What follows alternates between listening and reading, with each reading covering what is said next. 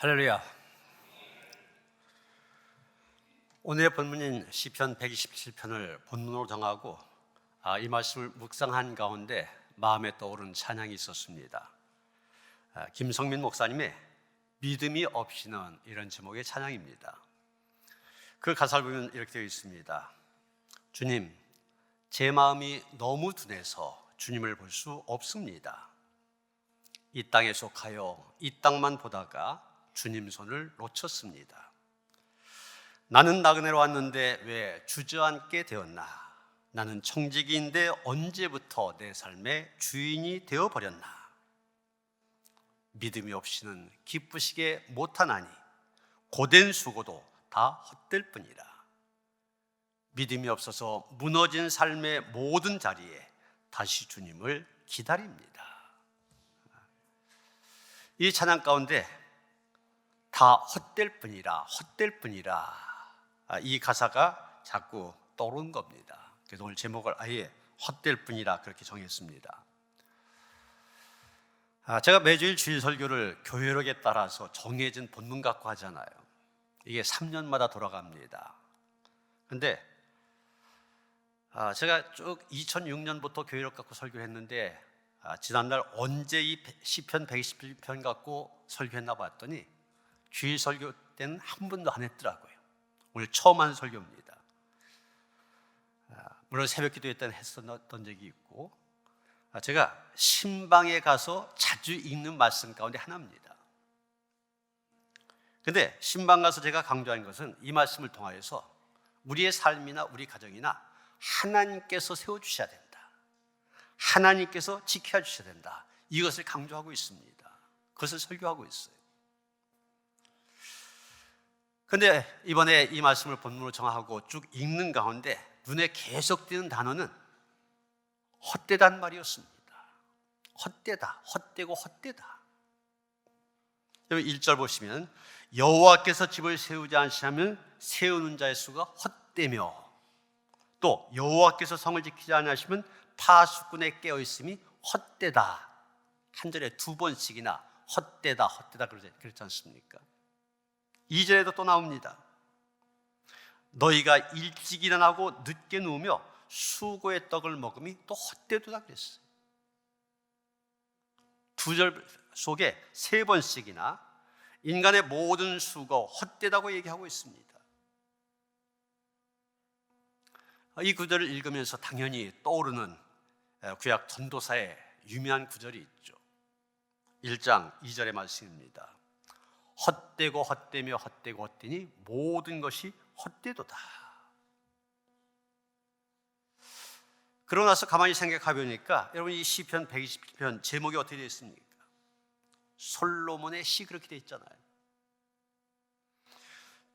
전도서 역시 솔로몬이 썼다고 얘기되어지고 있습니다. 헛되고 헛되고 헛되니 모든 것이 헛되다. 누가 얘기하고 있습니까? 솔로몬이 얘기하고 있습니다. 그런데 여러분, 이 솔로몬이 어떤 사람입니까? 세상 사람들이 바라며 원한 것 다 가졌던 사람입니다. 전에도 후에도 솔로몬 같은 사람이 없었던 사람이에요. 정말 이 솔로몬처럼 화려한 성공을 맛본 인생 찾아보기 어려울 것입니다. 그는 화려한 왕궁을 짓고 살았습니다. 우리가 솔로몬 그러면 솔로몬의 성전 얘기하는데, 성전 짓는 데는 7년 걸렸어요. 성전 지은 다음에 왕궁을 지었는데 얼마 걸렸냐? 거의 13년이 걸렸습니다. 그만큼 왕궁을 화려하게 짓고 거기 살았습니다. 정략 결혼을 통하여서 세계 각국에 있는 공주들 자기의 아내로 맞이하였고, 절세 미녀들을 후궁으로 들여 즐겁게 살았습니다. 처첩이 1000명이나 됐다고 그러잖아요. 그는 외교, 국방, 무역, 예술 모든 면에서 탁월했습니다. 전무후무로 그가 갖고 있는 지혜를 가지고 엄청난 업적을 이루기도 하였습니다. 그런 솔로몬이 오늘 본문에서 뭐라고 얘기합니까? 아니, 전도서 시작하면서 하는 얘기가 헛되고 헛되며 헛되고 헛되니 모든 것이 헛되도답니다.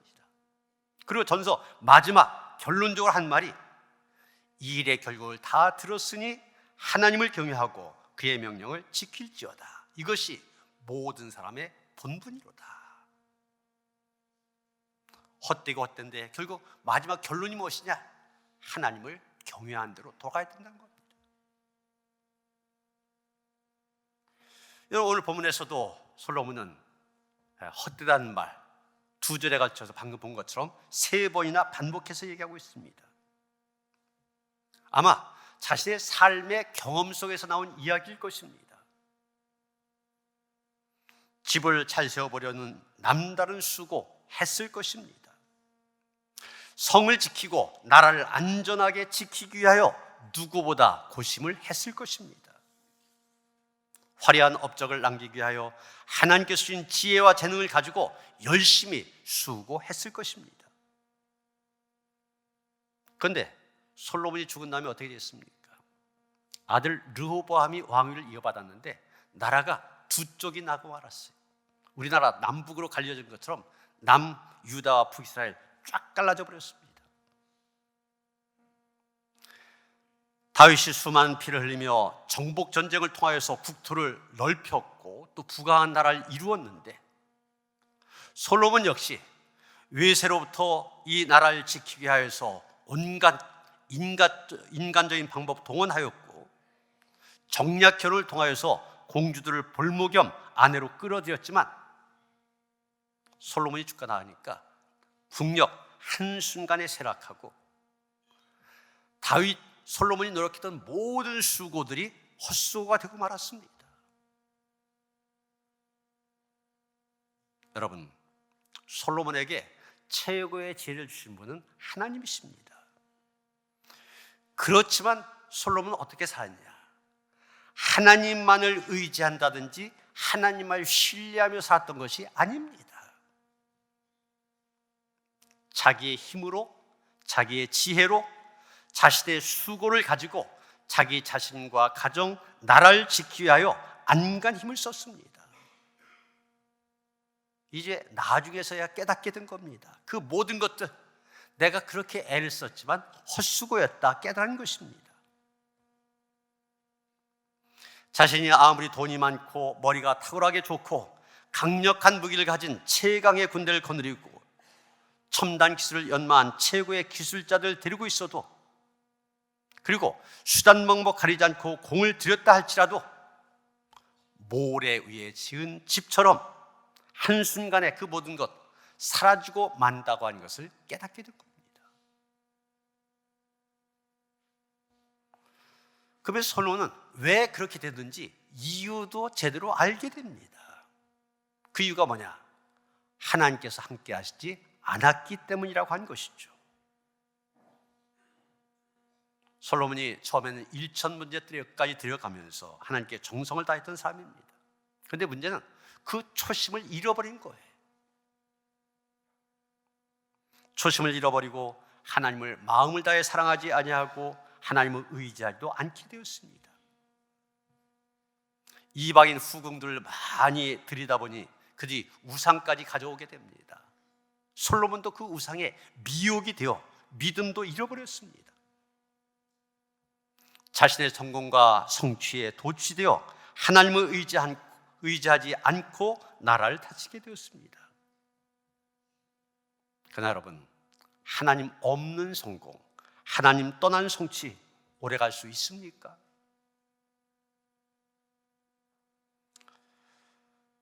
프랑스의 소설가 가운데 여자의 일생이란 그런 소설을 쓴 모파상이라고 있습니다.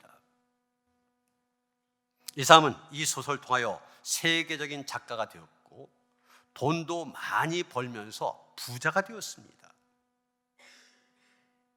그러나 세계적인 작가로서 유명세를 떨치고 또 큰 부자가 되었지만 그 마음의 공허함을 그 명예나 돈이 메꿀 수 없었습니다.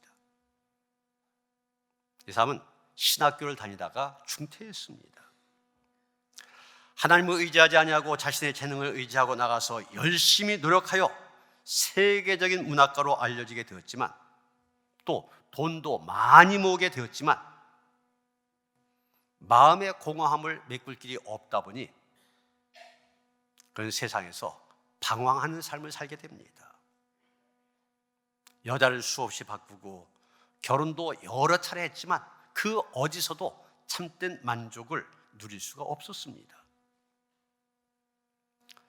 결국 자살하려고 시도했다가 실패하고 나서 정신병원에 가게 되었는데 정신병원에서 큰 소리로 떠들며 지내다가 43살이라고 한 젊은 나이에 세상을 떠났습니다.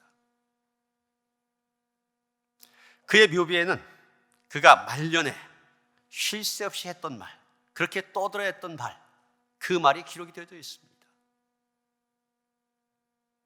나는 모든 것을 소유하고자 했지만 결국 아무것도 갖지 못하였다. 이 사람이 인생을 살아본 삶의 결론입니다. 여러분, 모든 것을 소유한 것 같지만 하나님을 소유하지 못한 사람, 아무것도 가진 것이 없는 사람인 것입니다. 모파상이 그 예를 보여주잖아요. 그런데 이 모파상과는 다르게 미국에서 성공적인 삶에 관한 여러 권의 베스트셀러를 낸 데일 카네기라고 하는 사람이 있습니다. 이 사람은 미조리주 가나안 농가에서 태어나 홀어머니 밑에서 자라났습니다. 그런데 어린 시절부터 잠자리 들기 전에는 어머니가 꼭 그 곁에 다가와서 하나님이 너를 돌봐주신다, 이 말을 카네기가 잠이 들 때까지 반복해서 했다는 겁니다. 그리고 그 후에 자기는 저녁을 굶고 잠자리에 든 적이 단 한 번도 없었다고 하는 걸 이야기하면서 그는 이런 말을 하였습니다. 그 한 조각의 빵 속에는 어머니가 계셨고 또한 하나님이 계셨습니다. 하나님이 함께 하셔야 됩니다. 하나님이 함께 하시지 아니하면 우리의 모든 일 헛수고 헛사가 되어지고 맙니다. 오늘 시편 127편의 메시지가 바로 그거 아닙니까? 모든 일에 매사에 하나님께서 일하셔야 한다는 것입니다. 여호와께서 집을 세우지 아니하시면, 여호와께서 성을 지키지 아니하시면, 그랬지 않습니까? 아니하시면, 이걸 문법적으로 조건들 그렇게 얘기합니다. 그러면 그 앞에 전제되는 것이 있다는 얘기죠. 우리의 인생 하나님께서 세우시고 지켜야 된다, 이게 전제입니다. 오늘도 많은 사람들이 자신의 노력과 계획으로 성공을 이루기 위하여 애를 씁니다. 열심히 일하고 가정을 꾸리고 자녀를 양육하면서 더 나은 미래를 꿈꿉니다. 그러나 솔로몬은 우리에게 아주 중요한 교훈을 주고 있습니다. 하나님 없이는 우리의 모든 수고와 노력은 헛될 뿐이다. 바로 그것입니다.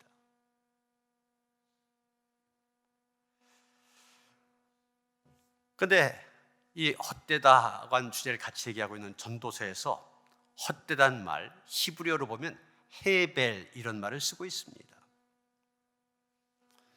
이 헤벨이라는 단어가 이렇게 변해온, 의미가 변해온 그런 변천사가 있는데, 처음에 헤벨이라는 단어는 인간의 숨소리를 나타내는 의성어였다고 그래요.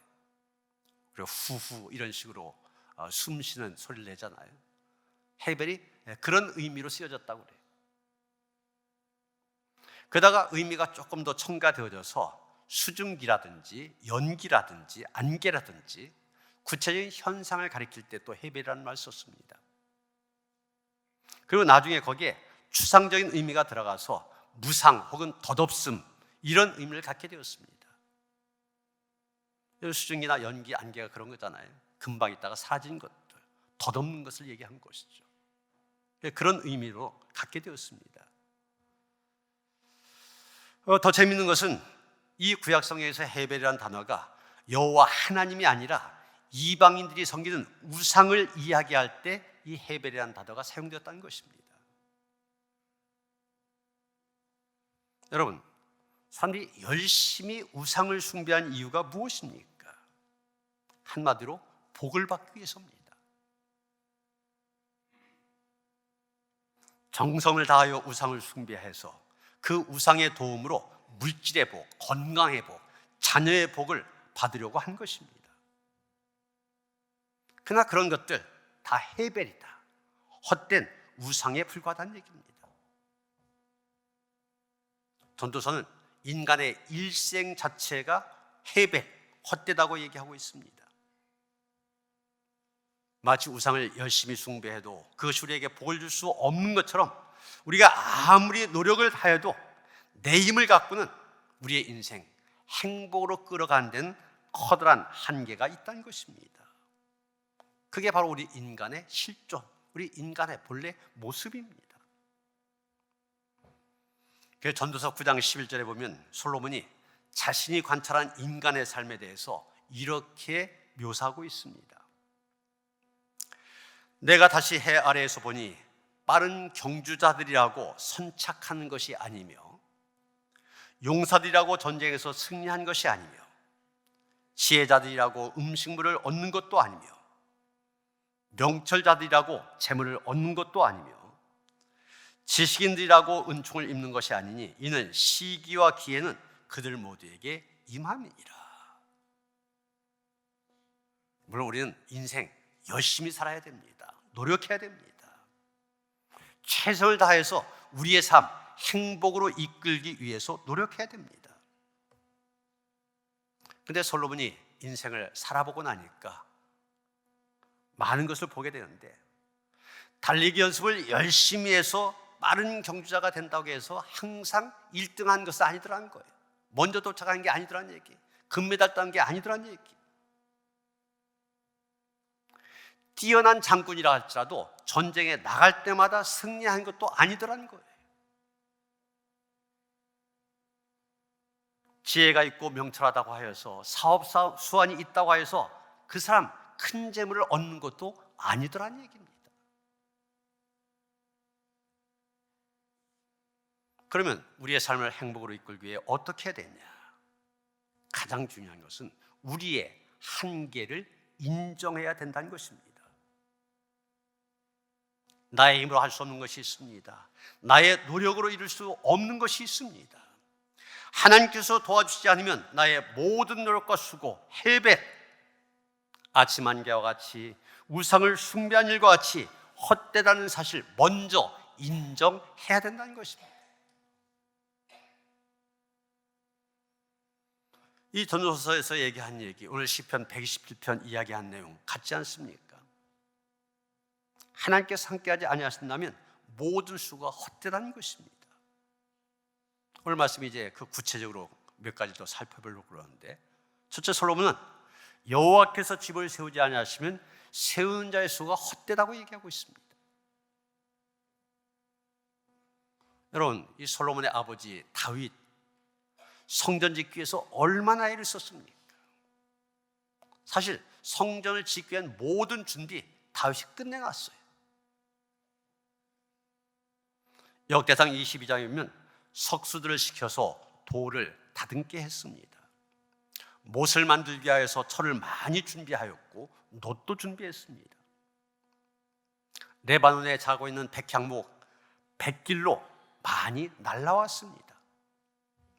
금 10만 달란트와 은 100만 달란트, 엄청난 재정도 준비했습니다.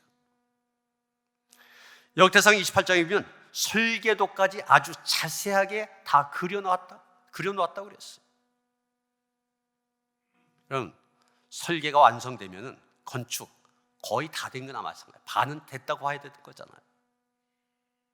그런데 하나님이 허락하지 아니하시니까 준비가 다 됐는데도 다윗은 지을 수가 없었습니다.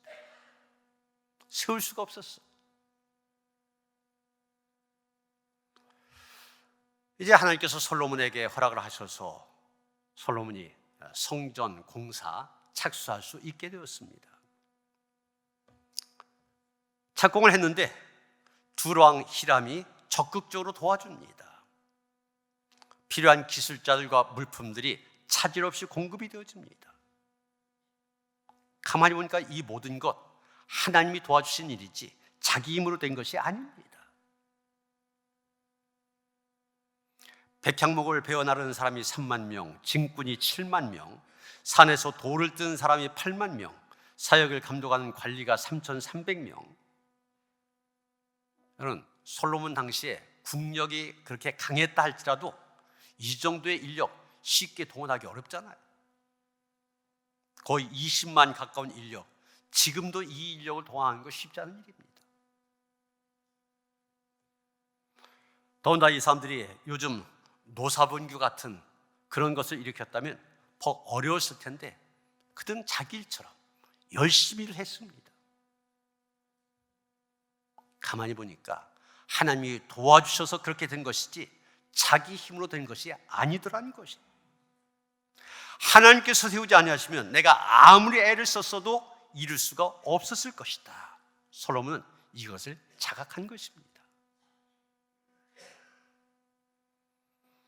여러분, 본문 1절에 나온 집이라고 하는 단어, 히브리어로 바이트, 이런 말을 쓰고 있는데 이 말 속에는 단순히 우리 인간이 거하는 집뿐만이 아니라 인간의 의지, 재능, 사업, 노력, 실력, 이런 것들이 다 포함되어 있는 말입니다. 다시 한번 하면 이 땅에 존재하는 모든 것들 하나님께서 세워주지 아니하시면 세워줄 수 없다는 얘기입니다.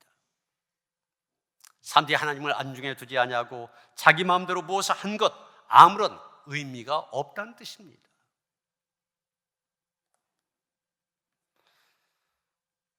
창세기 11장에 우리가 잘 아는 바벨탑 이야기가 나오는데 그때는 사람들이 사용한 언어가 하나였습니다.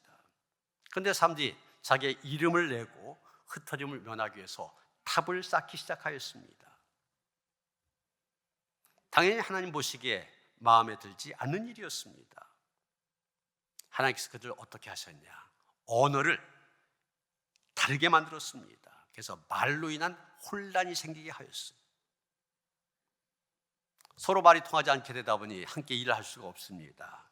자연히 말이 통하는 사람들끼리 흩어지게 되었습니다. 바벨 광야에 이 탑을 쌓았는데 바벨이란 말 자체가 혼란, 이런 뜻을 갖고 있습니다. 하나님께서 함께 계시지 않은 삶, 하나님께 함께 하시지 않은 것, 혼란 그 자체였습니다. 하나님 없이 물질을 모으는 것, 처음에는 잘 되는 것 같지만 결국은 다 흩어지게 되어 있습니다. 하나님 없이 쌓는 학문의 탑, 명예의 탑, 권력의 탑, 결국에는 혼란으로 무너지고 맙니다. 결국 성경에 보면 바벨탑 작업 중단되었고 결국 무너지고 말았지 않습니까? 이렇듯이 하나님께서 손을 들어 무효선을 하시면 인간들이 집을 세우려고 혼신을 다해 애를 써도 이루어질 수 없는 것입니다. 오늘날 우리가 권력과 물질의 바벨탑 세운다 할지라도 하나님이 함께 하시지 않으면 모두가 헛수가 되고 마는 것입니다. 하나님의 허락 없이 하는 것, 그 무엇이든지 무너지는 바벨탑이 되어지고 맙니다. 하나님이 함께 하셔야 바르게 세워질 수 있습니다. 두 번째, 솔로몬은 여호와께서 성을 지키지 아니하시면 파수꾼이 깨어 있어도 헛수고다, 그렇게 얘기하고 있습니다. 여러분, 파수꾼, 영어로 워치맨 그러는데 말 그대로 지키는 사람입니다. 파수꾼이 잠을 자지 않고 지켰습니다. 그런데도 경계망을 뚫고 적군이 들어왔습니다. 경계망이 뚫린 것입니다. 밤잠을 자지 않고 지킨 것 다 허사가 되고 말았습니다. 이런 중국의 만리장성이라고 하는 거, 이 만리장성의 역사를 아십니까? 이 만리장성의 규모가 얼마나 대단한지 여러분, 보이는 성 높이가 8.5m, 우리 교회 거의 3층 높이에 해당됩니다. 폭이 밑에는 6.5m, 올라가면서 좁아져서 위에는 5.7m. 저 성 전체의 길이가 2,700km. 그런데 중국의 진시황이 쌓았을 때가 2,700km고 나중에 명나라가 몽골의 침입을 막기 위해서 성을 쌓은 것이 오늘의 규모로 되어 있는데 그게 얼마 되느냐? 6,400km까지 된대요. 서울에서 부산까지가 400km 정도 되는데 6,400km. 상상이 안 갑니다. 그 규모가 얼마나 엄청 큰지 세계 7대 불가사의 가운데 하나라고 꼽히기도 하였습니다. 또 우주 비행사들이 우주에 가서 볼 수 있는 인간이 건축한 유일한 건축물 만리장성이라고 얘기합니다. 그만큼 대단해요.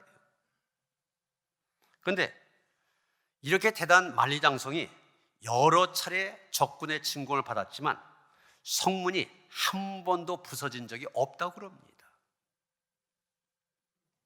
왜 안 부서졌을까요? 그만큼 견고하게 지었기 때문에 그렇습니까? 그거 아닙니다. 적군이 공격하면서 성문을 지키는 문지기들 돈으로 매수합니다. 그래서 문을 열게 한 다음에 유유작적 유의 성문을 들어갔다는 거예요. 성은 견고하게 세워놓았지만 아무짝에도 쓸모가 없었습니다. 여러분, 이 이야기가 우리 인생에 준 엄숙한 경고의 메시지 있는 거 아닙니까? 인생의 성을 수없이 쌓았다가 무너진 사람 많이 있습니다. 무너지지 않게, 잃어버리지 않기 위하여 도둑맞지 않도록 애를 쓰지만 사람이 지킬 수는 없었습니다. 물질의 성, 명예의 성, 사업의 성, 정치의 성, 그 어떤 것도 인간이 지킬 수 없었습니다. 그러나 하나님께서 지켜주시면 됩니다. 요한일서 5장 18절이면 악한 자가 그를 만지도 못하느니라 이렇게 말하고 있습니다. 악한 자가 만지지 못하게 한 것, 하는 분, 하나님 한 분밖에 없습니다. 로마 제국이 기독교를 박해할 때 페릭스라고 하는 교회 지도자가 있었는데 로마 수색대를 피하여서 산속에 있는 굴로 피신을 하였습니다. 그런데 수색대가 그 굴을 발견하게 되었습니다. 굴에 들어오기만 하면 영락없이 체포를 당할 그런 판이었습니다. 페릭스는 나의 생명을 받아주소 그러면서 마지막 기도를 올렸습니다. 그런데 그 잠깐 동안 거미가 바위 틈 입구에다가 거미줄을 쳤습니다.